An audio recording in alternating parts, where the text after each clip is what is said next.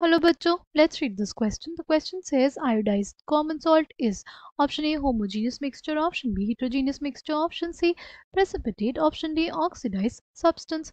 The key concept for this question is mixtures.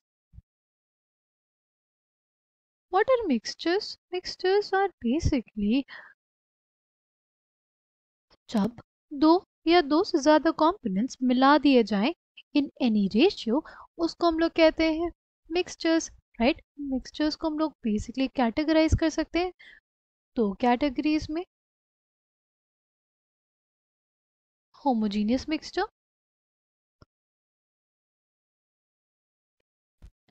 अगर हम लोग बात करते हैं होमोजीनियस मिक्सचर्स की, तो जो हमारे पास होमोजीनियस मिक्सचर्स होते हैं दे डू नॉट हैव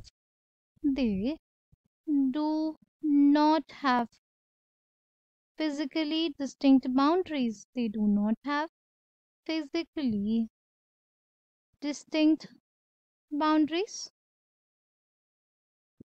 और इनका जो कॉम्पोजिशन होता है वो यूनिफॉर्म होता है।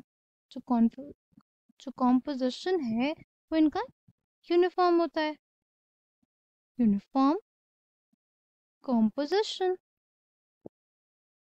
ठीक, इसको समझते हैं शुगर सॉल्यूशन के एग्जाम्पल से।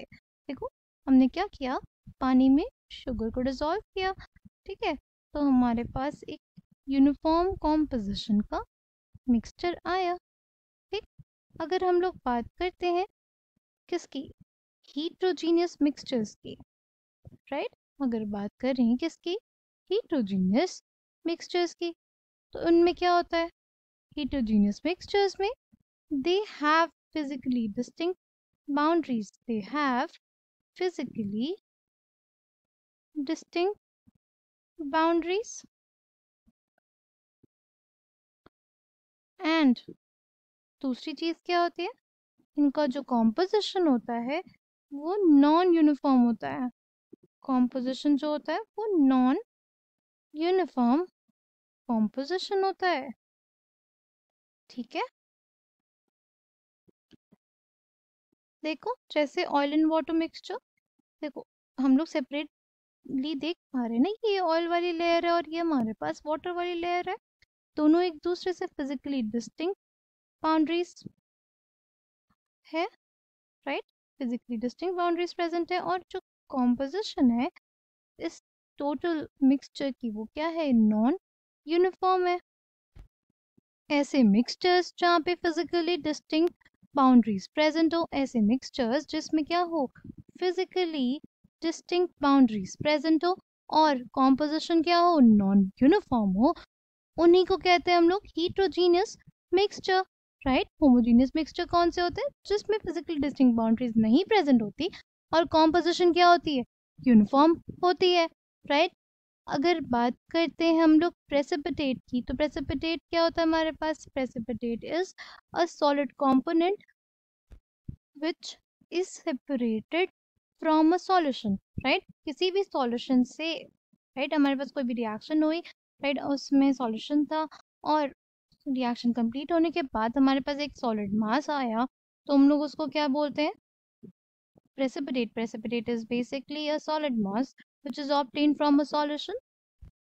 अगर हम लोग बात करते हैं ऑक्सीडाइज सब्सटेंस, ऑक्सीडाइज सब्सटेंस का मतलब उस सब्सटेंस में या तो ऑक्सीजन का एडिशन हुआ हो या हाइड्रोजन का रिमूवल, राइट। इस केस में आयोडाइज्ड कॉमन सॉल्ट में ऐसा तो कुछ नहीं हुआ, इसलिए ऑप्शन डी इनकरेक्ट हो जाएगा। अगर बात करते हैं ऑप्शन सी की, प्रेसिपिटेट, सी प्रेसिपिटेट वो नहीं कहते क्योंकि यहाँ पे सिर्फ क्या दिया हुआ है, आयोडाइज्ड कॉमन सॉल्ट, यहाँ पे किसी सॉल्यूशन का या किसी रिएक्शन का कोई मेंशन नहीं है, तो ऑप्शन सी इनकरेक्ट हो जाएगा, होमोजीनियस मिक्सचर।